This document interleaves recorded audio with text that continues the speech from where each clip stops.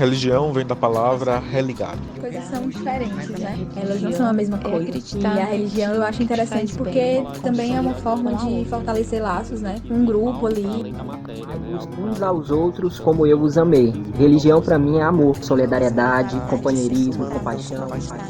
Mas também eu não vejo a religião como determinante de uma espiritualidade, que muitas vezes... E a religião também dos indígenas, das religiões indígenas, ideia de comunhão com tudo, com a vida. Espiritualidade é uma forma de vivenciar a vida acreditando em algo maior. Este é o Hebreu Podcast.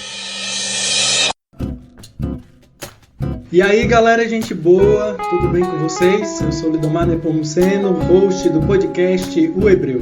E eu sou Lia Girão, hostess do podcast O Hebreu.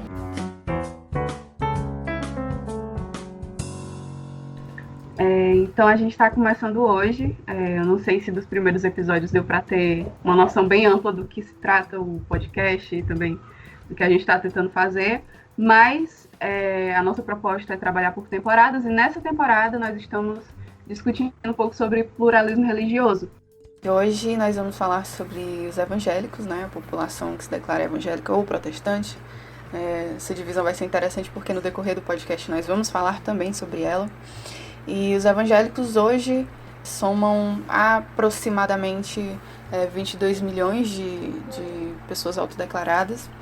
E é uma população que está em crescimento, segundo as últimas pesquisas, né? E essas pesquisas mostram que há uma tendência para que em 2032 haja um empate da população evangélica com a católica, né? E que os evangélicos tendem também a ultrapassar e se tornar uma maioria. Então, esse fenômeno é interessante da gente observar. Nós vamos descobrir também e vamos perceber que não se trata de uma população homogênea, nem todos os evangélicos são representados pelos que estão nas TVs, nas rádios. Então, nós vamos explorar um pouco essa pluralidade que existe dentro da própria comunidade evangélica. E o nosso convidado de hoje é o pastor Jamison Simões. E a gente decidiu que seria melhor cada convidado se apresentar. Então, antes dessa apresentação do próprio convidado, porque o convidado sabe melhor o que ele quer dizer, né? A gente está fazendo uma pequena contextualização de como a vida nos fez, a vida nos colocou juntos, né, nesse mesmo caminho. Então, estou falando agora de mim. Eu já ouvia falar do Jamison, né? Já sabia da atuação dele na luta por direitos humanos e tal. Só que eu fui conhecer mesmo, assim, encontrá-lo, de fato, na época, um pouco antes das eleições de 2018, porque ele foi candidato a senador, né, pelo PSOL. Aquela coisa antes eu conhecia só de ouvir falar, mas aí meus olhos viram o Jamison. E, para além disso, que eu acho que é o mais interessante, né, o Jamison hoje é meu colega de turma, porque a gente faz mestrado em Sociologia lá na UFC, e a gente entrou esse ano, então... aquela, né, incertezas e nervosismos e tal. E só uma coisa que eu acho que seria interessante falar, que uma das memórias mais bonitas que eu tenho do Jamison foi do dia que o resultado saiu. Eu lembro que tinha uma galera, assim, doida ligando pra ele ver o resultado, e ele chegou. E eu lembro que ele ficou olhando pro flanelógrafo, assim, por minutos, e saiu muito emocionado de lá. E eu lembro disso com muita clareza. Então, isso não é bem uma apresentação, é mais, assim, um contexto, e eu acho que a melhor pessoa para apresentar o Jamison é ele mesmo. Você pode falar, sei lá, das suas origens, da sua formação, não formação acadêmica, mas formação humana mesmo. Enfim, a palavra agora é sua para se apresentar. Falar de si é sempre um desafio, né?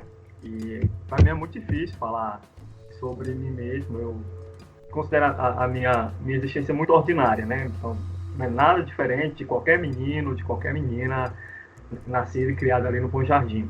Falar nisso, o Bom Jardim é um bairro periférico aqui de Fortaleza, e como todo bairro periférico, ele é segregado, né? É longe do centro da cidade, ele tem um IDH baixo, então falar do lugar que você está é muito importante, porque ele também situa qual é a disposição e a forma como a gente enxerga o mundo. A minha caminhada religiosa, eu sou o terceiro pastor da família, meu pai é pastor. Eu tenho um irmão pastor presbiteriano, meu pai é pastor pentecostal da Assembleia de Deus, e eu tenho uma irmã que é da Igreja Anglicana, reverenda também na Igreja Anglicana, serve ali em Portugal. Meu irmão serve em São Luís, E aí vem, né? Eu tive uma carreira institucional, né, dentro da Igreja Presbiteriana Independente, fui presidente de sínodo, coordenei o norte e o nordeste do Brasil, é uma região enorme, e galguei, assim, dentro da instituição, lugares muito importantes, lugares de referência e de importância.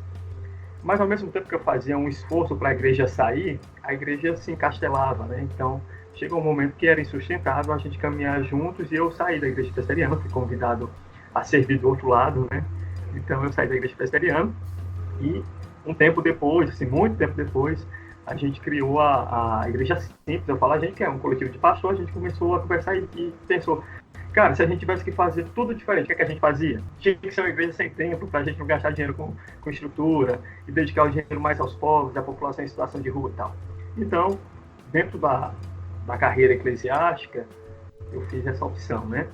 Paralelo a isso, eu entendo que a minha paróquia é a cidade, sempre foi isso, então por isso que eu sempre estive envolvido com as lutas por educação, direito da criança e do adolescente. Eu fui coordenador do Fórum DCA, fui coordenador do Fórum de Enfrentamento à Violência e Exploração à Criança e Adolescente do Estado do Ceará. Eu tive uma passagem fui diretor do Instituto Penal Militar, eu fui diretor do Centro Socioeducativo São Francisco, e todas essas coisas que eu fui fazendo foi sempre nessa compreensão de que a cidade é nossa paróquia.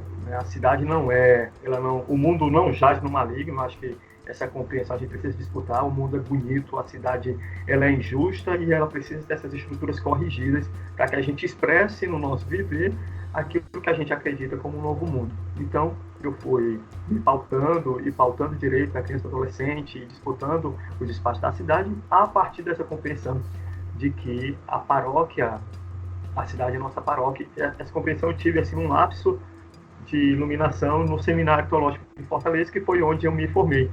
Eu me formei em Teologia no Seminário Teológico de Fortaleza, depois fiz outro curso de Teologia na Universidade Metodista, e depois na Universidade de Quilmes. Então, eu estudei Teologia pra caramba, não me ajudou em muita coisa, né, porque a teologia que é ensinada pra gente, ela é colonial, ela é racista, ela é sexista, ela não dialoga com a sociedade, e diz muito pouco sobre o mundo. Na minha caminhada eclesiástica tem isso. E também tem uma coisa que eu me orgulho de fazer, porque eu fiz com muita intencionalidade e com muita vontade, foi a caminhada em mediação de conflito entre grupos armados em Fortaleza, né? Então, desde antes do fenômeno das facções, eu já estava na rua, e quando eu podia mediar algum conflito, mediava. Depois das facções, consegui fazer isso até meados de 2016. Hoje faço bem menos, né? Mas quando é possível, a gente acredita fielmente que todas as vidas são importantes e imprescindíveis. Então, a gente não pode abrir mão de nenhuma vida. Então, essa compreensão elástica da vida, essa compreensão total da vida, eu também adquiri no seminário, pensando a teologia, pensando nas respostas, pensando acerca de Deus, né? Você não consegue pensar sobre Deus filosoficamente falando, você não consegue pensar Deus, você consegue argumentar, elocubrar sobre Deus, mas você não consegue apreender o que é Deus. Então, é isso. É interessante, a partir do que o senhor falou, o senhor tem uma trajetória longa aí, de caminhada de fé na igreja, algumas mudanças, de sair de uma instituição, de ajudar a começar esse outro movimento que é a Igreja Simples e tal. O senhor disse que a teologia não lhe ajudou muito. O que foi que o senhor acha que foi a mudança mais significativa nessa trajetória, assim, da sua percepção mesmo, acerca da igreja enquanto instituição, da religião, do movimento evangélico? Porque o senhor fez uma trajetória, foi apresentando mudanças, assim. Eu sempre acho que a ruptura com a instituição é algo muito marcante, né? O que o senhor destacaria, assim, que mudou mais significativamente? Lindoma e Lia, eu tive o privilégio de ter um bom seminário. Mesmo a teologia sendo sexista, racista e colonial, eu tive uma boa formação teológica e tinha uma cadeira, uma disciplina no seminário que era Ministério Social da Igreja, alguma coisa assim. E foi bem quando ali, o primeiro governo Lula, e a gente estava começando a articulação do seminário, a ASA. E aí eu tinha um professor que trabalhava na Diaconia. A Diaconia é uma organização cristã, mas que trabalha na sociedade civil de forma muito plural. E a Diaconia estava na articulação da ASA, criando a ASA, né? Naquele tempo a gente sonhava com 1 milhão de cisternas. Então foi a sociedade civil que começou o projeto 1 milhão de cisternas. E ali eu queria ver o sertão brotar sustentavelmente, né? Eu comecei a fazer parte da articulação. E aquilo me colocou em contato com os movimentos sociais, né? Então, era uma formação acadêmica teológica, mas que dialogava com a sociedade civil. E ali eu fiquei encantado com aquilo, gente pensando a água como direito, acesso à água como direito, e aí eu fui estudar sobre isso. Aí me deparei com a problemática da reforma agrária, e aí a gente precisa voltar a ler sobre a lei do jubileu, que é uma ilustre desconhecida dos cristãos. Um dia eu estava debatendo com um pastor de uma igreja famosa aqui em Fortaleza, ele disse: isso é uma leitura socialista da Bíblia. Tudo bem, tira aí tudo e me interprete a lei do jubileu.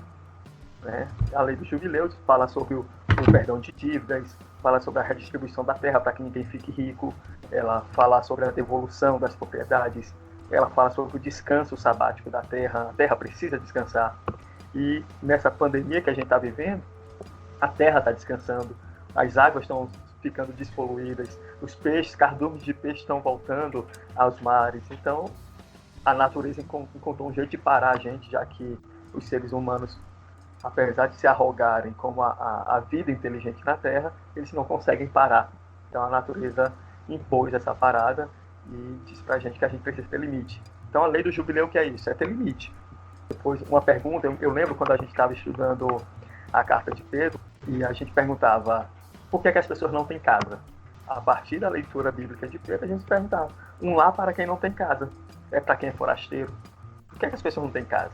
Por que a gente precisa acolher o outro nas nossas casas? Porque o outro não tem casa. Então, essas temáticas da cidade e das injustiças, elas vão se apresentando na leitura do Novo Testamento. Que massa saber que o senhor fez parte do processo de articulação, de criação da ASA, né? Tem uma cisterna dessa lá em casa, inclusive. Caramba, sério? Você não assistiu na sua casa? Falei no primeiro episódio que eu sou de Chorozinho, né? Cidadezinha lá no interior do Ceará. E meus pais até hoje moram lá na zona rural. Eu cresci na zona rural. E a gente tem uma cisterna dessa lá em casa. É preciso fazer uma cisão, um corte muito cirúrgico, que o movimento evangélico ele não é homogêneo. A gente é de uma pluralidade e de uma diversidade absurda. O problema é que essa galera que vende a fé, que são mercenários, corruptos, né, mentirosos, contumazes, eles têm um canal e concessão de rádio e TV públicas. A diferença é que eles têm um microfone e a gente não tem. Que é outra discussão que a gente precisa ter. Eu lembro que ainda no governo Lula a gente também dizia e pautava sobre a concessão pública de rádio e TV. Se dá para concessão pública de rádio e TV para católico, se dá concessão pública de rádio e TV para evangélico, as outras religiões de matriz africana, os budistas se quiserem, os espíritas se quiserem, os indígenas se quiserem, todo mundo precisa ter espaço, porque a concessão de rádio e TV é pública. Né? Então a gente precisa de um marco regulatório que dê conta da pluralidade, da diversidade da sociedade brasileira e ainda também, concomitantemente a isso, para as religiões. É muito interessante ouvir isso, porque já nas gravações anteriores, né, a gente falou muito sobre isso, sobre ser um ponto fora da reta, né? Eu abri uma caixa de perguntas no meu Instagram e 100% das perguntas que eu recebi, que a gente vai retomar depois, era justamente sobre isso. Mas todos os evangélicos acreditam que se você comprar tal coisa, essa coisa vai te abençoar e tal. Eu acho muito interessante que apesar de a gente se esforçar, né, minimamente para que isso não seja a visão total, as pessoas ainda tendem a nos ver dessa forma, porque são essas pessoas que estão nos grandes meios de comunicação, né?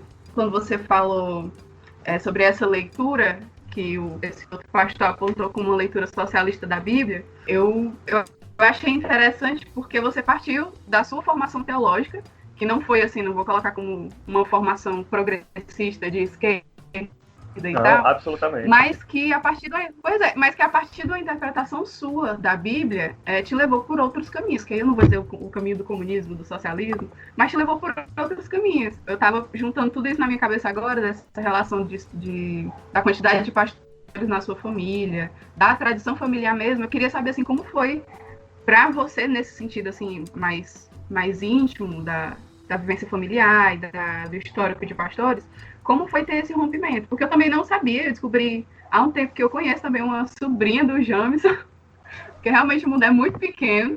Gente, Fortaleza, para quem está escutando a gente, não é de Fortaleza, você conhece alguém que conhece a outra pessoa em cada esquina. Sim, então vamos lá, como é que foi? Eu acho que não teve uma ruptura, eu acho que teve uma atualização, viu, Lia?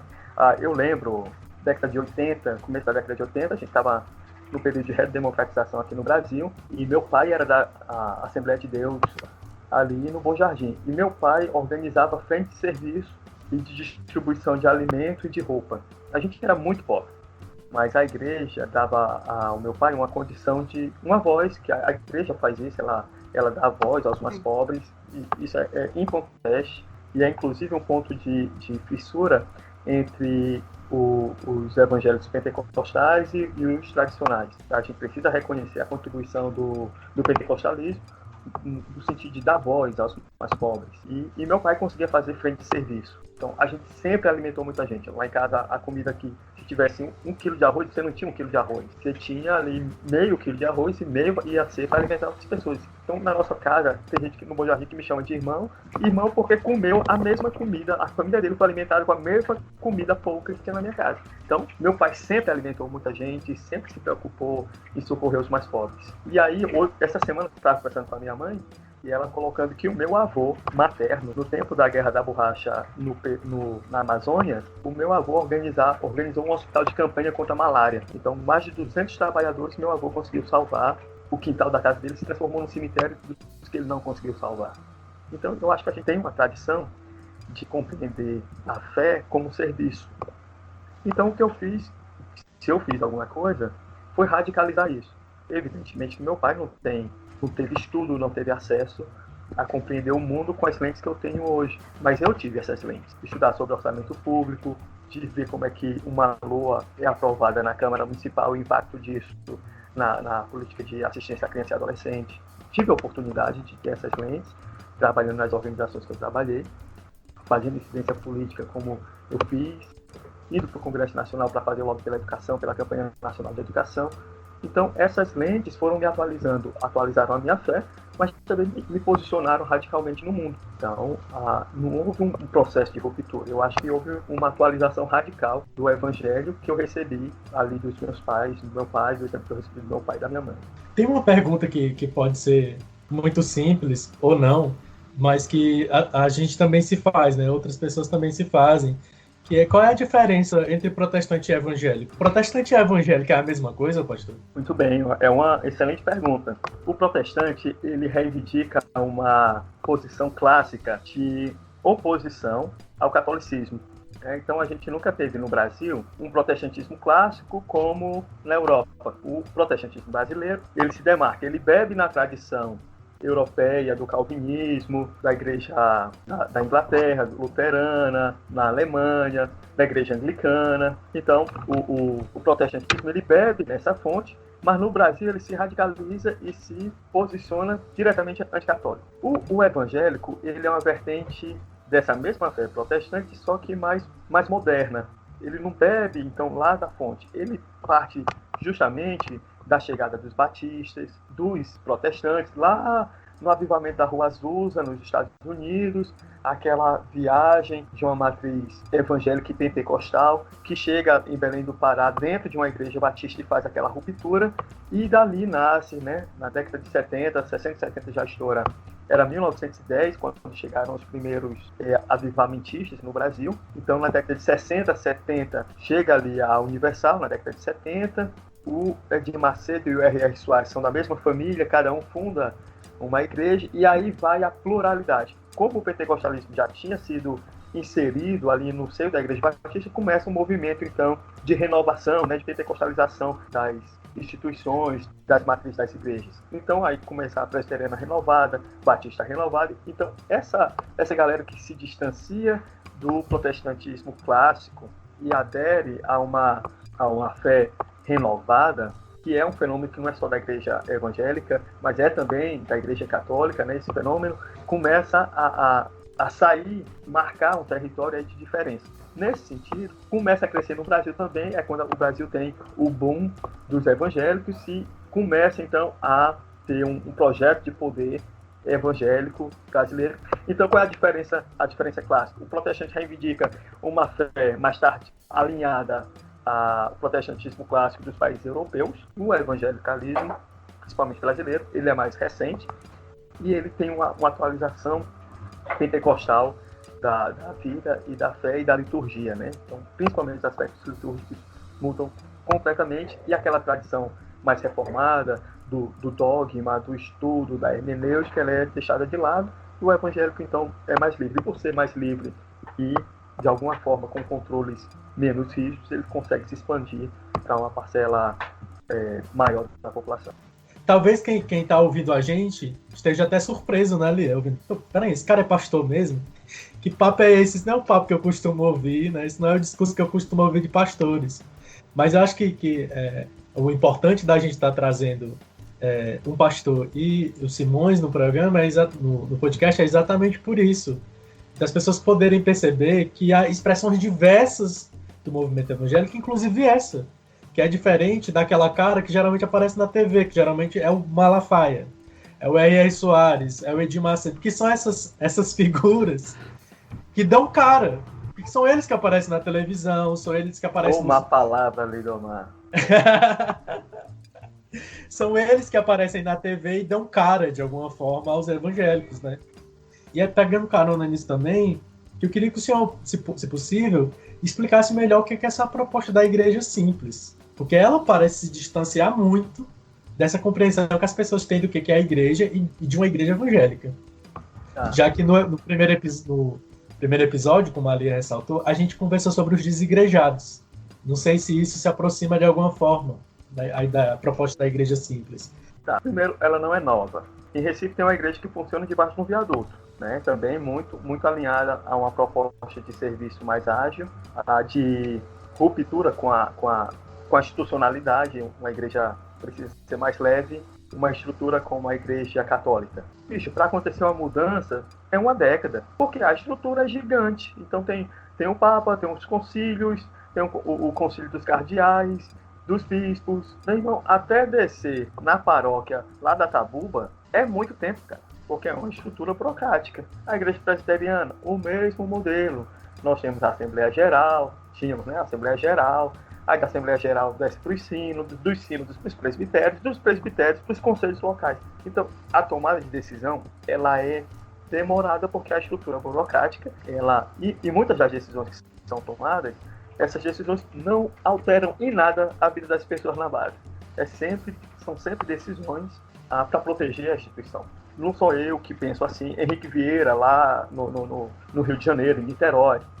A renda da Igreja Batista do Caminho sustenta um projeto de cursinho pré-vestibular para estudantes pobres. Que massa. Então tá lá, tem o pastor Joel aqui em Salvador, da Igreja Batista de Nazaré, em Salvador, que mantém cursinho pré-vestibular, que ajuda a população mais pobre na luta contra as remoções. Então tem um monte de gente pensando em como tornar a igreja relevante, com a estrutura burocrática mais leve, e como dar sentido aos prédios. Eu estava conversando com um grupo de pastores e a gente pensou, cara, como é que torna uma igreja mais simples? Então, a primeira coisa que a gente não topa, o que a gente não topa? A gente não topa prédio. É melhor ocupar um espaço público, dar sentido ao espaço público, do que manter um prédio que eu vou ter que gastar com tinta, com segurança. Gente, nós vamos gastar com segurança, com aparelhagem de som. Meu irmão, é uma dor de cabeça sem fim cuidar de estrutura. Que espaço a gente tem? Tem um bocado de pracinha. Qual é a pracinha que a gente pode... Então se convencionou ali a pracinha atrás do Norte Shopping. Tem uma população em situação de rua lá, que a gente pode servir direto a essa população. E é tanto que a gente agora está de recesso, né? Não por causa da pandemia, mas a gente tomou recesso antes. Estava pesado e a igreja não pode ser pesada para ninguém. A igreja precisa ser leve para as pessoas. Então as pessoas com dificuldade, tinha gente que tinha dificuldade de grana, e aí aquele negócio, eu ia, às vezes quando não tinha grana, ia de bicicleta. Mas nem todo mundo consegue fazer isso, então vamos aqui. A igreja precisa ser leve, eu acho que se adeque à vida das pessoas e que faça sentido e tenha uma pitada de relevância. A igreja simples parou de se reunir, mas a vida das pessoas continua, né? A igreja não é um fim nela mesma. E aí tem duas coisas que eu queria, duas metáforas que eu queria usar para a igreja. A igreja não pode ser um hospital que não dá alta para as pessoas. Muita gente vem para a igreja porque a gente chama de conversão traumática. A pessoa está ali enfrentando um problema, uma dificuldade na vida, vem para a igreja em busca de apoio, aí a gente acorrenta essa pessoa na igreja. Não pode sair nunca mais. Esse não é o sentido da igreja. A grande vocação da igreja... E essas não são palavras minhas, são palavras da teologia reformada. A maior vocação da igreja é a cura da almas.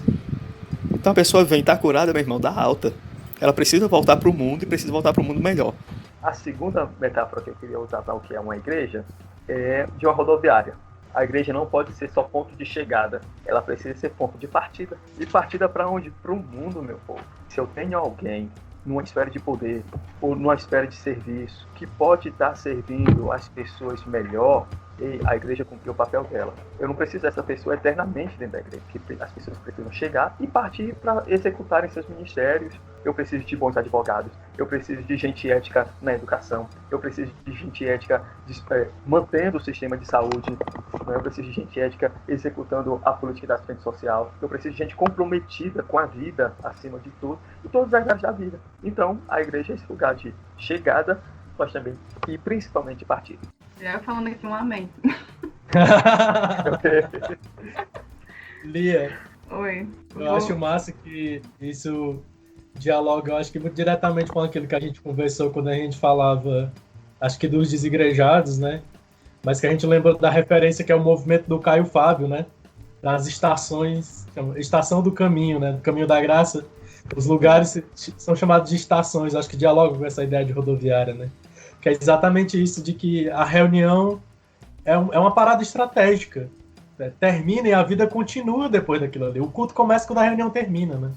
E acho que a gente precisa ter uma compreensão também, Lidomar, acerca das estações, né? Uma compreensão litúrgica da vida, né? Então, quando a liturgia do culto acaba, começa a liturgia da vida. Então, a gente sempre precisa estar criando esses rituais, né? O ser humano, principalmente nesse tempo de pandemia, eu tenho escutado muito sobre o ritual do luto, que foi completamente atingido por conta da pandemia. Você não se despede das pessoas, não há corpo. E aí traz para nós um debate que é o debate da centralidade do corpo na religião, principalmente na religião cristã. Esse corpo que é tão homogeneizado, esse corpo que é tão sexualizado, inclusive dentro das igrejas evangélicas, esse corpo que é o proibido, sabe? Essa nudez que é castigada. Né? Então, a gente precisa pensar a centralidade do corpo, mas também a construção dos rituais, na importância de trazer possibilidades de vida em tempos de crise. Eu estava pensando justamente sobre isso, né, nesse período de pandemia, porque eu sou evangélica, e eu sou evangélica assim, muito de estar na igreja, né? Eu sou batista e tal. Então, sou a pessoa que todo domingo, tanto de manhã como à noite, estou na igreja. E quando não posso estar, às vezes eu sinto falta. E eu estava pensando sobre isso, né, nesse período, e conversando com algumas pessoas lá da igreja e perguntando, mas a gente está com saudade de estar na igreja mesmo, assim, no templo, nas paredes e tal, ou a gente está com saudade de se ver, de ver as pessoas? Porque se a gente for levar a sério 2 ou mais, a gente tem que sentir saudade um do outro. É de estar com o irmão e ver que Jesus Cristo está falando através da vida dele. Então eu me peguei pensando muito sobre isso. E já pegando esse gancho, né, eu queria saber de ti quais são suas maiores referências, né, nesse meio, né, meio evangélico, cristão, teológico e tal. E também, acho que não foi mencionado aqui, mas saber como tu interpreta, na verdade, a teologia da missão integral, se é uma referência, um vínculo que você tem ou já teve, como você vê isso? Deixa eu acrescentar a pergunta da Lia, né?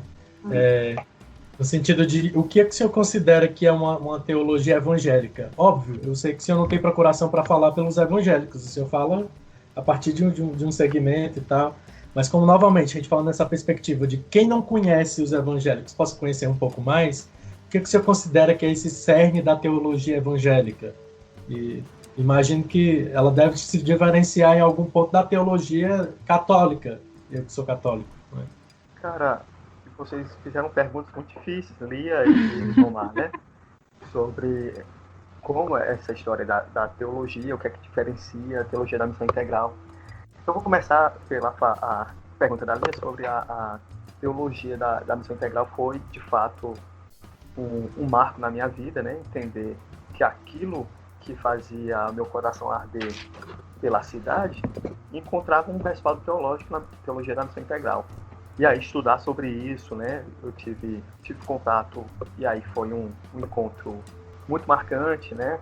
Com Ariovaldo Ramos, com Carlos Queiroz, que são expoentes não só de vida, né? As pessoas que têm uma vida muito bonita. O Ariovaldo Ramos é um cara muito bonito. O Carlos Queiroz é um cara de uma vida também muito bonita. Então essas pessoas me inspiraram, né? Osmar Lessing. Cara, eu estava no Congresso Nordestino de Evangelização, que é um marco na teologia da missão integral no Brasil, né? Eu estava lá e conversei com Antônio Dias de Araújo, que é um expoente. O cara foi torturado pela ditadura militar para entregar Rubem Alves, por exemplo, e o cara não entregou. Sabe por que ele foi perseguido pela ditadura militar? Porque ele queria que cada igreja se transformasse numa escola para acabar com o analfabetismo no Brasil. Eu fui profundamente influenciado por isso. Tem um programa até hoje, lá no interior de Pentecoste, na zona rural de Pentecoste, chamado PRES, Programa de Educação em Células Cooperativas. É a organização que mais colocou filho de agricultor dentro da Universidade Federal no Ceará. O PRES nasceu dentro da igreja, entendeu? Então, essa compreensão, o que a teologia evangélica deve ser, é a compreensão e o compromisso radical com a vida e com o direito. Porque quem caminhou antes de nós tinha essa preocupação, bicho. Antônio Dias de Araújo, eu lembro eu andando com ele lá nas ruas de Recife, parando para tomar cerveja com ele.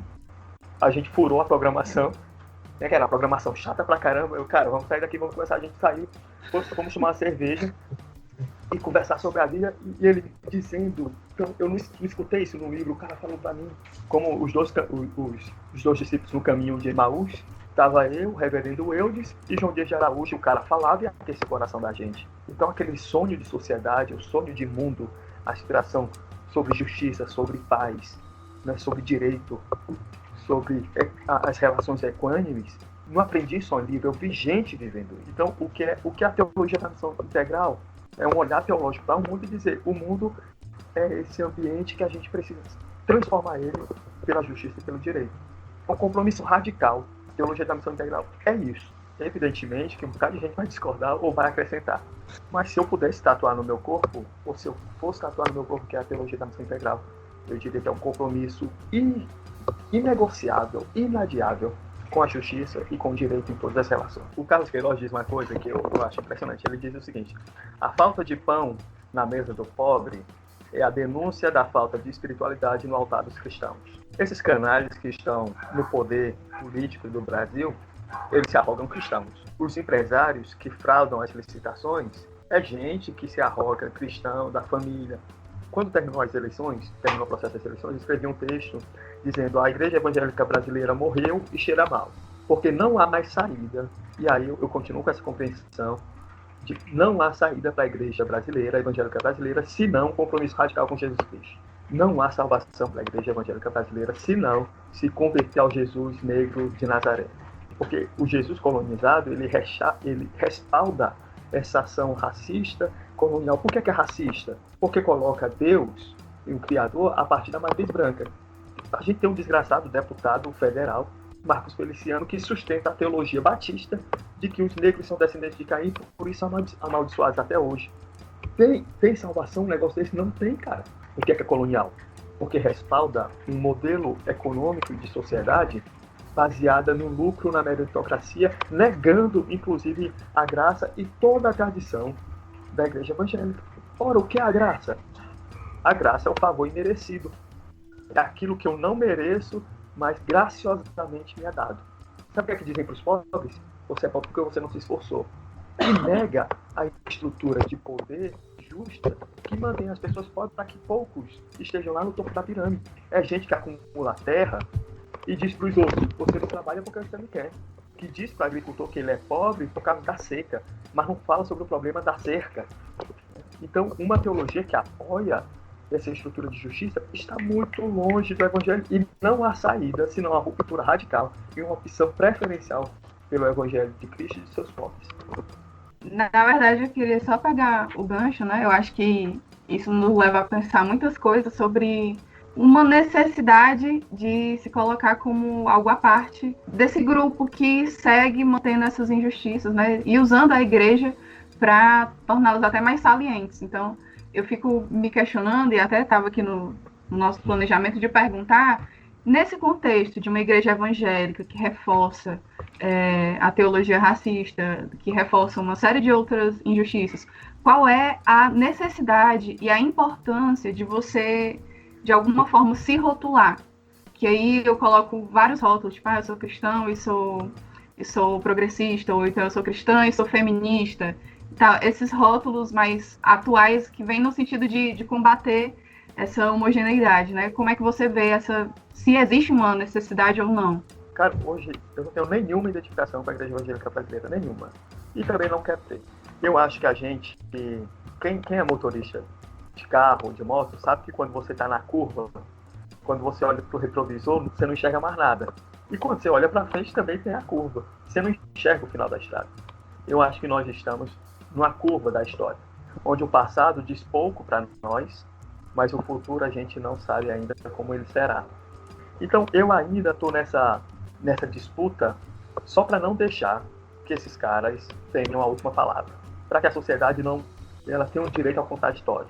E é uma disputa de narrativa, é uma disputa sobre hermenêutica, é uma disputa teológica, mas eu não tenho nenhuma esperança, não nutro nenhuma saída para a igreja, porque a igreja evangélica brasileira ela fez uma opção por um projeto de poder. É tanto que eles querem alguém evangélico no STF, eles querem um presidente terrivelmente evangélico, eles querem ministros terrivelmente evangélicos. Eu não consigo compactuar com nenhuma posição que seja assim. Então, por isso eu estou dando uma contra-resposta. E, por enquanto, está sendo assim. Mas já há dentro também outros pastores e outras denominações, outras igrejas pensando, cara, vamos abandonar essa estrutura evangélica e vamos ser outra coisa. O que nós seremos, talvez um conjunto de seguidores de Jesus Cristo, talvez. Mas já há pessoas pensando, né, grupos pensando no pós-evangélico no Brasil. É um movimento que se autofagocita, se autoalimenta, ele se consome, né, e consome também quem está perto. Quando a gente pergunta da teologia, é óbvio que é também pensando nessas outras questões que acabaram sendo tocadas, porque a partir daquilo que se acredita, daquilo que se defende enquanto discurso religioso, daquilo que é dito enquanto sermão no púlpito da igreja, as pessoas absorvem isso, reproduzem isso de alguma forma, e isso interfere na forma como elas socializam, né? Todos nós aqui estamos no campo das ciências sociais, né? Somos cientistas sociais, vocês dois estão no mestrado. Então, não tem como a gente não pensar nisso e pensar na maneira como as coisas estão se estruturando, como isso influenciou diretamente na última eleição, de quem assumiu o poder por conta disso, de um discurso religioso. Mas também, quando eu pergunto de teologia, é porque a teologia ajuda, uma certa teologia, uma visão teológica, ajuda a sustentar alguns preconceitos, o racismo que já foi colocado aqui. Então, em algum momento eu ia perguntar se existe uma teologia branca, mas o senhor já respondeu. Existe sim uma teologia branca, né, que é racista. Mas, para além disso, eu que sou preto, sou católico e sou gay, também tenho que lidar com a homofobia, com o preconceito decorrente disso, de um discurso religioso. Então, quando eu pergunto de teologia, era também para perguntar o que é pecado, afinal de contas. O que a teologia diz que é pecado? O que a Bíblia diz que é pecado? O que o pastor entende enquanto pecado? Eu sou um pecador porque sou gay? Porque há quem diga que sim. E isso, obviamente, me gera um desconforto e me coloca numa margem de desconforto. Então, quando a gente pergunta de teologia, é para entender disso também. A teologia sustenta o discurso homofóbico? De que forma ela contribui para isso? Quando eu falei como é que a teologia sustenta as ideologias, e a gente precisa estar muito atento nisso. A teologia também ela é fruto de um processo ideológico. Não à toa, o movimento missionário está aliado com o movimento das expedições marítimas. Uma determinada visão teológica, ela serve de lastro para uma ação de determinada ideologia. Ora, o capitalismo precisava, o mercantilismo, né, precisava de uma teologia que pudesse subsidiar a ação genocida sem causar problemas para as pessoas. Então, o tratado da bula intercoetera, né, divide o mundo em dois, não existe pecado da linha do Equador para baixo. Então, o genocídio, o estupro das populações aconteceu aqui, do Equador para baixo. A colonização da África precisava de um subsídio teológico. A igreja anglicana, a igreja luterana, a igreja metodista, a igreja presbiteriana, a igreja batista foram unânimes em dizer, ok, escravizar os negros porque eles são descendentes do Caim, não tem alma. Foi essa teologia que subsidiou o mercantilismo e o capitalismo. Dito isso, a concepção de pecado, ela também está impregnada de vai estar a serviço de alguma ideologia. Quando as pessoas dizem assim, olha, é pecado um determinado tipo de comportamento, ela está se colocando também a partir de uma visão ideológica de mundo e de sociedade. E aí aparecem as aberrações teológicas e hermenêuticas sobre, por exemplo, a homossexualidade. Isso, tudo que é muito importante para a gente saber, Jesus diz. Vou repetir para você que está escutando a gente. Tudo que é muito importante a gente saber, Jesus diz. Eu queria convidar você que está nos escutando a pegar os 4 relatos sobre a vida e morte de Jesus Cristo e de me apresentar algum texto que ele diz que a homossexualidade ou o modo das pessoas viverem a sua sexualidade é pecado. A gente precisa ser honesto, profundamente honesto, com o texto e com o contexto. Dito isso, eu não vou dar a resposta. Eu estou convidando você a construir a sua resposta. O que é o pecado? Na minha concepção, eu fui um bom teólogo, eu fui um bom tradutor. Eu traduzia, eu lia em grego, entendia em grego, fazia boas traduções do hebraico, porque eu achava que isso era importante. Quando eu entendi que isso não era importante, parei de fazer e parei a paixão. Qual foi a construção de pecado, então, que eu cheguei? Pecado é o ser humano não viver a sua vocação, aquilo para que ele foi chamada. Como ele vai viver isso? Ele vai descobrir.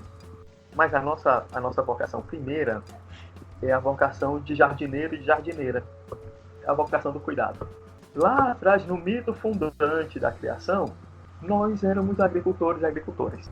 Tem coisa mais bonita e mais poética que isso? A nossa vocação para o cuidado, a nossa vocação para o serviço, a nossa vocação de uma estreita ligação com a natureza. Quando a gente está vivendo a nossa vocação, não cabe... Essas estruturas, elas perdem a força. Quem está vivendo a sua vocação está fazendo um exercício constante de empatia. E eu lembro do sofrimento que eu tive quando eu entendi que 2 amigos meus não podiam andar de mãos dadas por conta do medo de uma violência. E eu acho a coisa mais linda, e eu sou tomado por um profundo sentimento terno de afeto, quando eu estou caminhando de mãos dadas com a pessoa que eu amo. Aí, eu que sou hétero posso, mas esse carinho é negado para as pessoas. E, cara, não tem quem me convença que isso é da vontade de Deus que só eu sinta, na minha condição de hétero. Por quê? Porque viver a minha vocação é viver o amor e viver o cuidado. E aí a visão teológica, ela dá subsídio, ela fortalece ou não uma visão ideológica da vida. Então, convido a você para resumir. Leia as 4 narrativas evangélicas, tá certo? As 4 são diferentes demais, inclusive de tempo, de uma para outra. Você lê as 4, faz um apanhado, faz uma tabela, dizendo, olha, o que é que Jesus falou sobre a homossexualidade? Se você encontrar alguma, pergunte-se qual é. Porque tudo que era muito importante a gente saber, Jesus disse. Se ele não falou, quem sou eu para botar as palavras na boca de Jesus? Né? Isso levando em consideração todos os apanhados e os arranjos textuais colocados no Evangelho, as molduras textuais colocadas para situar a fala de Jesus, tá certo? Aí é uma outra discussão, uma discussão não só de hermenêutica, mas uma discussão literária sobre o Evangelho como gênero literário, tá certo? Porque o Evangelho é um gênero literário, o Apocalipse é um gênero literário, e cada um deles tem a sua própria forma de entendimento e de mensagem. Já pegando esse gancho, né, do que é pecado, do que não é, focando nas palavras mesmo que saíram da boca de Jesus, eu acredito que vou me colocar nessa. Nós evangélicos, nós ficamos muito bitolados no que pastor A ou B estão dizendo, e eu acho que isso tanto nos impede de olhar com atenção para o que Jesus falou, como também impede o nosso olhar para a vida, né? E nos impede de coexistir com outras expressões de fé, com outras formas de se desenvolver uma espiritualidade. E aí eu queria saber também qual seria essa saída para uma igreja que é tão intolerante com outras religiões, uma igreja que muitas vezes mobiliza a destruição de terreiros, uma igreja que boicota qualquer tipo de expressão religiosa que não seja a sua. E aí eu me lembro muito do caso de um cantor, pastor evangélico, né? Eu não vou nem citar o nome, mas ele tem uma trajetória um pouco polêmica. E ele seguia a vida dele, né, com as coisas dele, e ele foi cancelado pela igreja evangélica quando houve um caso, né, hashtag cancelado, quando teve um caso de um terreiro que foi atacado e destruído, e ele mobilizou a igreja dele para reconstruir esse terreiro, e aí foi que a igreja, não, temos que parar este pastor, temos que parar esse cantor. Então eu queria saber, né, qual seria a saída para... É um pouco demais pedir uma saída para um problema tão amplo, né? Como a igreja pode, né, se posicionar mantendo a sua visão religiosa, mas ainda assim combatendo essa intolerância religiosa. Eu acho que não tem saída. É evidente que eu posso estar com a minha visão completamente comprometida, né? Mas esse seu amigo, esse exemplo que você deu, né? Esse cara é meu amigo, né? É meu irmão. E ele foi cancelado pela Igreja Evangélica Brasileira, e que bom que ele foi, porque eu acho que mais do que nunca está escancarado quem serve a Deus e quem serve a Mamon. Nesse sentido, não dá para a gente continuar contribuindo com uma estrutura que quer destruir o outro. Hoje o projeto de poder da Igreja Evangélica Brasileira quer destruir as pessoas, inclusive as pessoas que eu amo. Porque na minha família tem pessoas que têm uma concepção de vida que não é heteronormativa. Na minha família tem negros. Na minha vida tem pessoas que não acreditam no Deus cristão. Todas as pessoas que representam alguma diferença, esse projeto de poder quer eliminar. E a palavra é essa, eliminar. Então, não dá para a gente ter uma visão, mas a igreja vai se reformar, porque sempre fala assim, ei, cara, não vai. Porque essa igreja, ela não é porosa. Ela não é porosa para absorver uma visão diferente de mundo e de Deus sobre isso. Então, ela vai eliminar essa pessoa. E nesse sentido, então, não há. Só há um caminho, a ruptura. Essa ruptura não é nova. Vocês lembram do primeiro cisma que aconteceu na igreja cristã? A igreja oriental e a igreja ocidental lá em Constantinopla. Por quê? Porque as visões de mundo e de sociedade, elas não conseguiam coexistir no mesmo ambiente. Segundo o cisma, igreja católica, apostólica romana e a igreja protestante. Ali, o movimento protestante. Por quê? Porque a concepção de mundo e de sociedade, elas divergiam. Teológica foi só a faísca. Mas o que estava em jogo ali, e aí todos os estudos vão apontar isso. Não foi a questão teológica apenas. Foi a questão teológica servindo como combustível para uma mudança estrutural na sociedade. Bom, nós temos tido muitas rupturas. Mas eu acho agora que chegou a hora de romper de vez com a estrutura evangélica brasileira. Então, assim, eu posso estar tendo uma fala muito, muito radical, Lia, mas é como eu penso hoje como estudioso, como pessoa que entende um pouco sobre o universo multifacetado evangélico, mas também como pessoa que crê no modelo de vida e de sociedade que Jesus Cristo apresentou como um modelo de inspiração para a caminhada. Então, não há outra saída sem uma ruptura, porque é uma característica da instituição se autoproteger. Então, como não tem porosidade para absorver as demandas da sociedade, essa igreja vai se encastelar mais ainda. Então, quando ela se encastela, ela faz a opção por uma ideologia de eliminação do diferente. Eu acho que a gente pode caminhar para repassar as perguntas que a galera fez no Instagram, daí a gente parte para o terceiro e último bloco. Eu recebi poucas perguntas e todas foram em torno de uma coisa só, que era a questão material, tanto a materialidade dos objetos, né, de vender uma vassoura que faz isso, que a pergunta foi, todo crente acredita nisso? E a outra que eu achei interessante, que eu recebi de um adolescente, de um aluno, um ex-aluno, né, que ele perguntou o seguinte, eu sou evangélico, mas queria saber, mesmo com essa quarentena, o dízimo é obrigatório?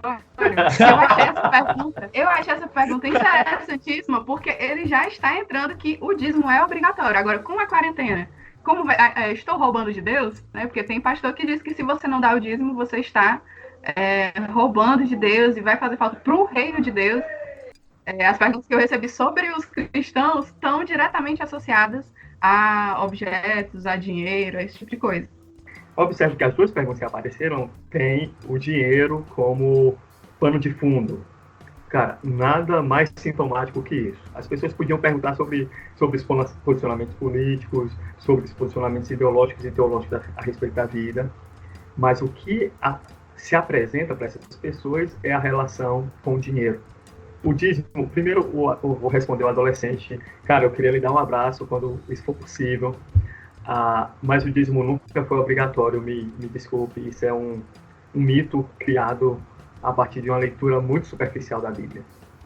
Então, aconselho você a ler, já que você é cristão, leia a Bíblia e você vai ver fora da Bíblia. O pastor, para que serve o dinheiro?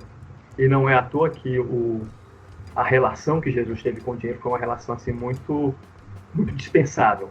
Então, quando ele precisou de dinheiro, ele precisou de pouquíssimo dinheiro, e a quem tinha muito dinheiro, ele disse, ai de vocês os ricos. Tem um ai, né? E você sabe que na categoria bíblica, o ai é o lamento, né? Aquela expressão é uma expressão de lamento profundo e de sofrimento profundo. O Lidomar quer complementar sobre isso. Que o senhor já respondeu anteriormente, dizendo que, olha, tudo aquilo que é importante ser dito, Jesus disse. Então, o único contexto no Evangelho, me corrija se eu estiver errado, né? O único contexto no Novo Testamento, no Evangelho, que Jesus fala de dízimo, ele fala fazendo uma crítica. Vocês pagam o dízimo até da hortelã e da cominha, não sei o que. Mas quando ele fala no dízimo é para fazer uma crítica. Então, tem essa compreensão de que o dízimo não é obrigatório, ele é um exercício religioso que deve lhe lembrar que você não pode tudo, que você é finito e que tudo que você tem deve estar a serviço. Nesse sentido, meu caro mancebo, tudo que você tem não é seu, deve estar a serviço. Então, se você quer tirar uma parte do que é seu para dedicar a outra pessoa, dedique a outra pessoa, mas não dedique a uma instituição. Né? A não ser que essa instituição tenha como missão serviço.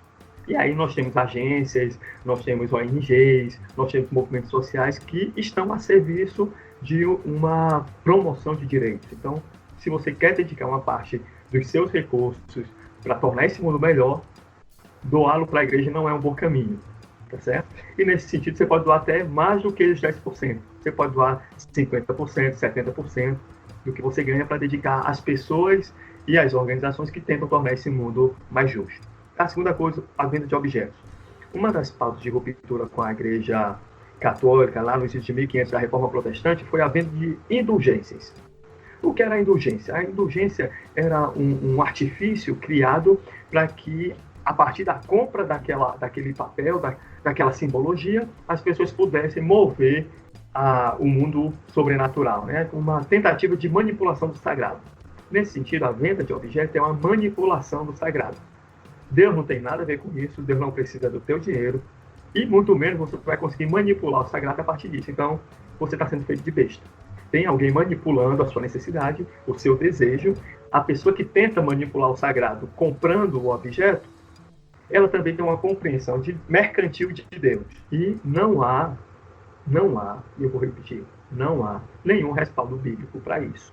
Os exemplos são trágicos e abundantes nos jornais de pessoas que estão milionárias a partir da venda de objetos para pessoas como você que querem manipular o sagrado.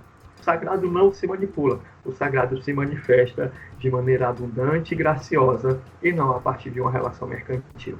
Eu acho que é importante dizer, né, também, lançando mão da antropologia, que não é que não existam objetos sagrados, ou que a eles possa se ser atribuído um valor de uma energia, inclusive. Né? A questão que está se discutindo aqui, que está sendo colocada por pastor, é a relação que se estabelece com isso e quando isso se dá num contexto de exploração, de alguma forma. Né?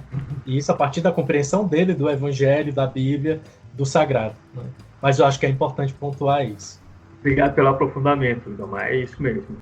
As perguntas que eu também tenho no Instagram, né? A pessoa pergunta, por que a ideia de bênção é quase sempre relacionada a valores financeiros? Mais uma vez, a compreensão de que a teologia ela serve a uma ideologia. Estudar a história é libertador, porque a gente vai ver que nem sempre foi assim. Eu estou vendo ali atrás do Lidomar, para você que está sem a imagem, mas tem um São Francisco no quarto Lidomar. o movimento franciscano, é a lembrança de que havia alguém pensando de outra forma quando a igreja estava só enriquecendo. A ideia de bênção associada à prosperidade financeira, ela está dentro de um bojo, de um conjunto de coisas chamada teologia da prosperidade, que é muito nova, que vem junto com o chamado neoliberalismo econômico. Então, é mais uma vez a teologia ajustando uma ideologia para melhor aceitação na sociedade. A teologia da prosperidade, ela surge para subsidiar teologicamente, ideologicamente, o neoliberalismo econômico, que aí vai dizer, faça você mesmo, se esforce, a meritocracia, agora você é um empreendedor, tome o rumo da sua vida, até o limite que a gente vive hoje, que o jeito de viver coaching, né? A ideia de bênção associada à prosperidade material é muito recente e bebe na teologia da prosperidade, que é o braço religioso do neoliberalismo econômico. Eu achei até um pouco engraçado. A pergunta é o que tem a ver aquele ditado que fez tudo que não presta e agora é crente? Eu conversei com um amigo ateu e a gente estava conversando sobre religião e ele disse, cara, sabe o que é que eu acho massa na religião de vocês? A capacidade da pessoa de reorientar a caminhada. E para você que está escutando a gente, a vida ela não é generosa para um monte de gente, porque a vida é uma luta constante pela sobrevivência para grande parte da população. Quando a pessoa encontra um sentido de fé, um sentido para a existência a partir da experiência religiosa, essa pessoa reorienta a caminhada. Então você imagina, o cara que era um adicto, e tudo, não conseguia organizar ali a vida e tal, a partir da religião ele consegue organizar a vida e ele dá um redirecionamento para a vida. A grana que ele tinha que ir para a adicção já não vai mais, então ele passa a comer melhor. Então ele passa a organizar também o tempo, ele se orienta no tempo melhor, faz uma melhor gestão do tempo, descobre um ofício criativo. Então isso o Max Weber já tratou no espírito do capitalismo, né, da capacidade que os protestantes tiveram de reorientar a sua caminhada. Então, faz sentido quando a pessoa diz, fez tudo que não presta e agora é crente, que bom que ele reorientou a caminhada. Isso não pode ser um escudo ou uma proteção para uma vida irresponsável. Né? Então, todos nós somos responsáveis e devemos ser responsabilizados pelos nossos atos. Né? Então, a religião não pode ser um refúgio para gente de mau caráter. Né? Então, se você deve a alguém, vai precisar pagar. Se você deve à sociedade, vai precisar pagar. Então, essa expressão, eu sei o que a pessoa está querendo dizer, mas eu estou oferecendo aqui pelo menos mais dois elementos para a mesma expressão. Né? Fez tudo que não presta e agora é crente. Que bom que conseguiu reorientar a caminhada. E para aqueles que se escondem, né, utilizam a fé para esconder seus maus atos, eles precisam ser responsabilizados por isso. Eu estava tentando lembrar o nome do artigo, só que aí eu abri meu caderno e eu achei, assim, escrito de cara. Eu participei de um grupo de estudo sobre sociologia da violência e a gente viu um artigo da Carly Machado, que o nome é Morte, Perdão e Esperança de Vida Eterna, Ex-bandidos, Policiais, Pentecostalismo e Criminalidade no Rio de Janeiro, que fala justamente sobre pessoas que estavam envolvidas, né, com o crime organizado, pessoas que tinham dívidas também por conta de drogas, e a religião foi o meio dessa pessoa receber perdão até das pessoas a quem ela devia. E aí, enfim, aí tem vários elementos, né, e o artigo também cita o pastor Marcos Pereira, que tinha aquele programa de ir lá e resgatar a pessoa e a figura do bandido. Enfim, eu acho que isso mobiliza também e mexe muito com essa expressão, essa frase, que eu concordo com o pastor. Que bom que a pessoa recalculou a rota. E aí eu acho que também dá para a gente perceber outros elementos que fazem parte da tradição religiosa brasileira, de sempre associar, né? Eu sou ex-bandido, ou eu tinha uma vida que era de fazer isso. A figura da ex-prostituta também, que se converteu, assim, tem vários elementos. E eu achei interessante citar esse artigo porque, enfim, a discussão me lembrou. O pastor quer falar? Eu lembrei, gente, de um filme chamado Pastor Cláudio. É um documentário aqui brasileiro. O Pastor Cláudio foi um anjo da morte da ditadura militar, né? Ele matou muita gente, organizou grupos para eliminação de pessoas e hoje ele é pastor. E aí ele, agora na condição de pastor, ele consegue estar vivo, então preservou a vida dele e ele consegue falar abertamente sobre os crimes que cometeu, porque se sente perdoado pelo divino, né? E aí, a discussão do filme Pastor Cláudio diz sobre a não responsabilização, então a gente precisa responsabilizá-lo pelas mortes que ele operou e que ele foi conivente com isso. Então, o filme traz essa lembrança, né, de que nem sempre a conversão ela vem junto com a responsabilização, né? Não há uma absolvição civil criminal a partir de uma adesão religiosa. Então, a outra pergunta: por que pecados são sempre obras do diabo e não características inerentes ao homem? A transferência de responsabilidade sempre é uma tentação humana. É desconfortável assumir que nós temos desejos, é desconfortável assumir a nossa contradição. E é uma grande fuga colocar isso no outro ente, né? E isso não é novo.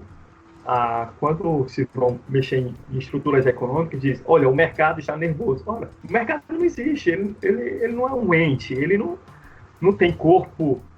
Então, é mais fácil atribuir uma responsabilidade a um ente, porque tira as pessoas da sua responsabilidade. Então, com o pecado, no sentido religioso do termo, também é a mesma coisa. Então, cara, é muito interessante. Estude a origem do diabo. O diabo também é muito novo. Então, ele não tem 600 anos, né? Aí você vai ter a figura mítica do Satanás lá no mundo árabe. E o Satanás é outra coisa. O Satanás é o grande oponente. O diabo, como aparece, ele é muito, muito recente, né, na história humana. Não dá para botar a culpa no diabo pelas paixões, desejos, compulsões humanas. E isso também dá para o ser humano, quando ele assume esses desejos, pulsões e compulsões, dá a ele também um poder, porque ele não precisa mais da culpa para se relacionar com o divino, né? Então não é o divino que vai determinar a sua vida a partir de punição. Dá uma autonomia para o ser humano, e a autonomia sempre foi considerada perigosa. Toda vez que o ser humano coloca numa outra entidade a responsabilidade pelos seus atos, ele continua pequeno enquanto ser humano, continua numa relação paternal, né? Então, é por isso que é sempre mais fácil colocar a culpa sobre as paixões e compulsões humanas no diabo. Mas isso é uma fuga com um preço caro para a humanidade. A última pergunta que veio do Instagram, eu tinha pensado em não fazer. Mas pelo andar da carruagem, acho que vai ser de boas pro Simões. Então eu vou fazer manda aí, vamos embora. A pessoa perguntou exatamente assim: dá vergonha ser crente sabendo o que fazem as outras vertentes evangélicas? Eu não sinto vergonha porque eu não sou responsável por isso. Não coaduno, em hipótese alguma, com o que fazem. Eu consigo ter o discernimento daquilo que é meu e daquilo que é do outro. Então eu não tenho vergonha. Eu não tenho vergonha de invocar a memória do Jesus de Nazaré, porque eu tento ser o mais coerente com essa memória de todo esse tempo de caminhada, quase 2000 anos de caminhada de memória coletiva de Jesus de Nazaré. Então eu não tenho vergonha. Agora, quem defende a igreja evangélica precisa dar uma olhada nisso, né? E aí, porque não tem defesa. Você está defendendo uma estrutura que causa morte de pessoas, e morte literal, inclusive. Esses defensores, eles precisam responder por isso. Eu não respondo porque eu não me sinto incluso nessa caminhada. Eu pertenço a uma tradição e uma reivindicação de pessoas pobres e marginais, como foi o surgimento do segmento de Nazaré.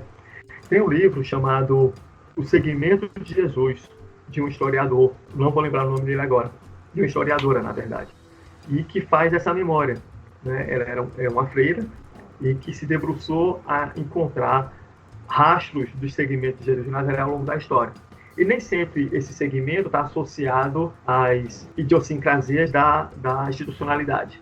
Eu reivindico isso com muita alegria. Eu pertenço a um segmento de Jesus de Nazaré, que é coletivo, às margens da institucionalidade, desde muito tempo. O pastor já deu algumas indicações, né, tanto de documentário como de artigo, se ele quiser fazer mais alguma indicação de livro. E eu queria condensar tudo assim. Eu e Lidomar tínhamos articulado uma pergunta, e eu peço até licença para ele, porque eu modifiquei a pergunta de acordo com o que o pastor foi falando. E eu queria que o pastor Simões tentasse, de maneira sucinta mesmo, dizer como a igreja pode se tornar relevante hoje na sociedade. Que o pastor falou de uma igreja relevante, de uma igreja ativa, né? Como a igreja pode ser relevante na sociedade hoje? a gente precisa fazer uma discussão a partir dessa pergunta sobre o que é a igreja. Quando as pessoas dizem o movimento dos desigrejados, eu gostaria de chamá-los de desinstitucionalizados, porque eles continuam igreja. Essa é uma concepção radical e libertadora do que é a igreja. A igreja são pessoas, gente. As instituições que organizam essas pessoas são instituições. Igreja continua sendo aquela célula primária de pessoas radicalmente comprometidas com o seguimento de Jesus de Nazaré. O que passa disso são arranjos sociais e arranjos humanos e institucionalizados para o segmento. Então, qual é a grande contribuição, a relevância de quem segue a Jesus de Nazaré? Eu acho que é aquilo que eu já falei antes, sobre uma compreensão radical de todas as formas de pulsão de vida e de justiça. Você não precisa estar dentro de uma organização institucionalizada com CNPJ. CNPJ a gente não ama. CNPJ não tem paixão, CNPJ não pulsa. O que pulsa, o que sente, o que se importa são pessoas. Nesse sentido, eu acho que a igreja está viva e passa bem. Se a igreja que eu escrevi, a Igreja Evangélica Brasileira, morreu e cheira mal, essa é a igreja institucionalizada. O CNPJ acabou-se. Não tem saída para essa igreja. Mas tem uma igreja que também está viva, pulsante e atuante. Nesse momento de pandemia, a igreja está aqui, na rua, se movendo. E gente que nem se reivindica como igreja. São pessoas, profissionais que estão se prestando para ajudar outras pessoas, são profissionais da psicologia que estão realizando busca ativa de lideranças que estão sofrendo nessa pandemia. É gente que tem uma compreensão que outra pessoa não pode dormir sem teto e está tentando minorar os efeitos dessa pandemia na vida das pessoas. Isso é a igreja. Por mais que as pessoas não se reivindiquem como isso, elas não só estão agindo como um ser humano empático. Ora, mas se importar com o outro é um dos valores que a gente defende. E por que esse diferente não pode ser incorporado ou não pode ser convidado a ser igreja? Eu estou olhando para essas pessoas como igreja.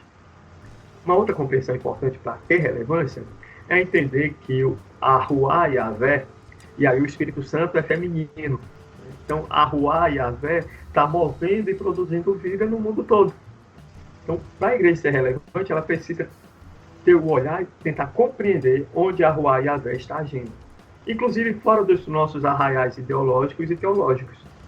Eu entendi quando a gente precisava, a gente não tinha ainda uma política de proteção contra crianças e adolescentes ameaçados de morte, sabe quem era que ajudava a gente a proteger os meninos? O povo de terreiro. Então a gente escondia criança e adolescente e famílias inteiras dentro de terreiro.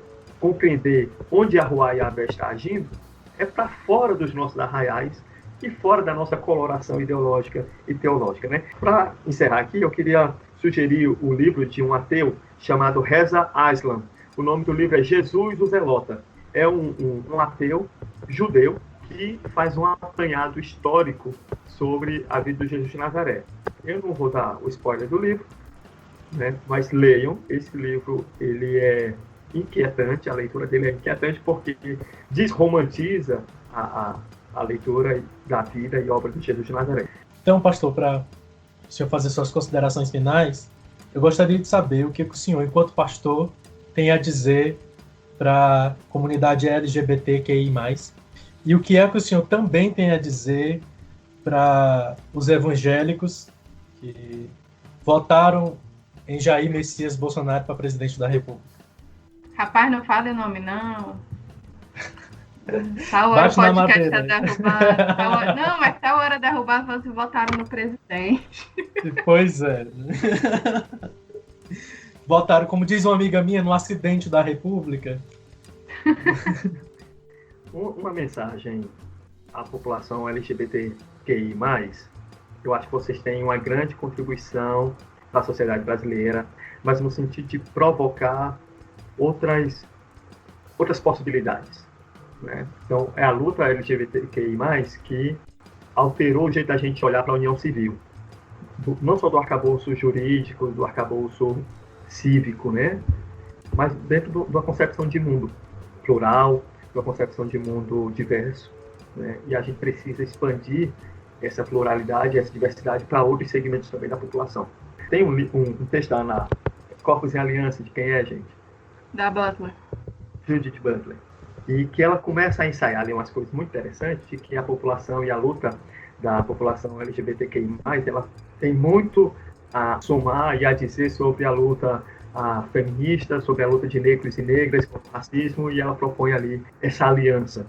Então, cada vez mais, a luta pela efetivação de direitos da população LGBTQI+, está muito irmanada com a luta antirracista, está muito irmanada com a luta indígena, com a luta dos sem terra, com a luta dos sem teto. Então, a gente precisa encontrar as pontes e os elos para a gente se fortalecer nisso. Teologicamente, eu convido a você, acho que vocês já estão numa caminhada de ruptura há muito tempo, romper também com os paradigmas e com os paradigmas teológicos que segregam, os paradigmas teológicos que retiram das pessoas aquilo que ela tem de mais sagrado, que é a liberdade e a vida.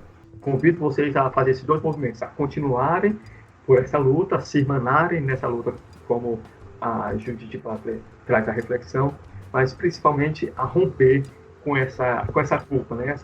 Você não é obrigado a caminhar com essa culpa a partir de um viés religioso e teológico que não tem a palavra final sobre a sua vida. Cara, as pessoas que votaram, a gente falou aqui antes sobre responsabilização. Os evangélicos e as evangélicas são responsáveis pela destruição recente desse país e precisa ser encarado assim. Há um princípio teológico que diz que só a falta, o pecado assumido pode ser perdoado. Essas pessoas precisam assumir que colocaram o país na contramão, não é? E são responsáveis por esse aumento de morte, são responsáveis por tudo aquilo que aconteceu e está acontecendo aqui durante essa pandemia, são responsáveis sim.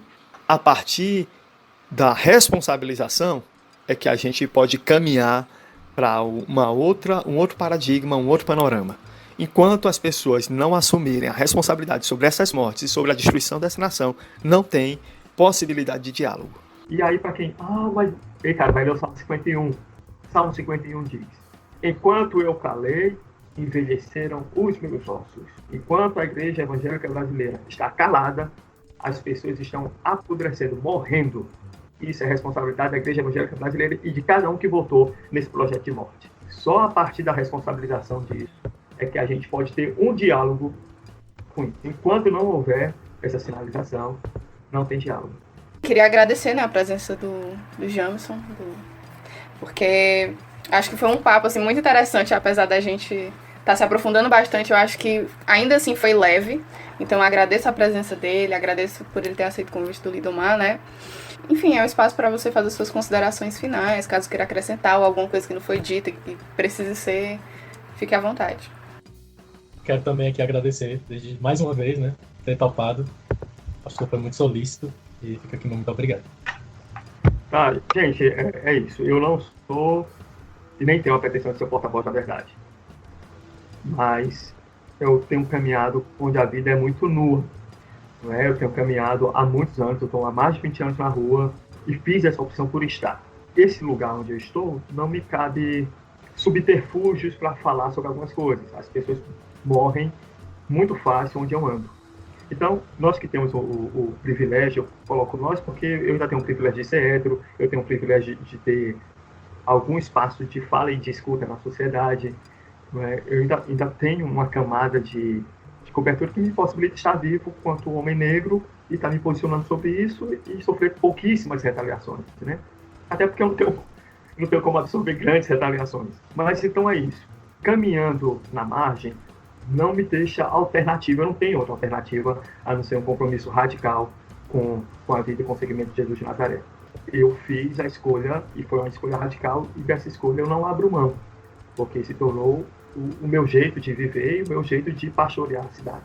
Dia 13 agora fez aniversário de mês, né, da morte do Juan. Juan foi um adolescente que foi assassinado por um policial militar com um tiro na nuca ali no Morro do Mucuripe. O Juan não estava cometendo nenhum ato infracional. A polícia chegou para dispersar uma batalha de rima com bala, com munição letal. O policial empunhou a arma e disparou na cabeça do Juan. A mãe do Juan, falei com ela semana passada, falei com o padrasto do Juan semana passada.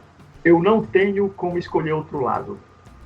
O sofrimento dessa mãe me atravessa profundamente a alma e exige de mim um posicionamento ético diante disso. Então, você que continua achando que a saída será pela via religiosa, ei, cara, faz teu caminho, faz teu nome nisso.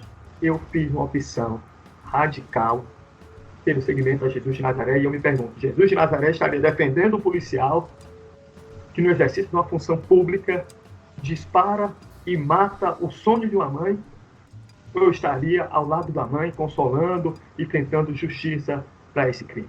Se a minha fé não servir para isso, para mim ela não serve. Pode ser que para você sirva, para mim ela não serve. Um posicionamento ético e que a religião não respalde, ele não serve como religião para mim. Eu acho que eu estou sendo generoso e não, em algumas palavras, mas é isso. Quem quer seguir a Jesus de Nazaré não tem saída a não ser uma escolha radical e profunda pelo direito e pela justiça. Então, gente, esse foi o nosso episódio da nossa primeira temporada sobre pluralismo religioso no Brasil, com a participação do pastor Simões, e a gente espera que você possa continuar conosco, você que ficou até agora, nos próximos episódios, tá bom? Um abraço, muito obrigado por ter nos acompanhado até aqui. Você acabou de ouvir mais um episódio do podcast O Hebreu. Compartilhe aí nas suas redes sociais com seus amigos e nos siga também no Instagram, que é @ohebreu.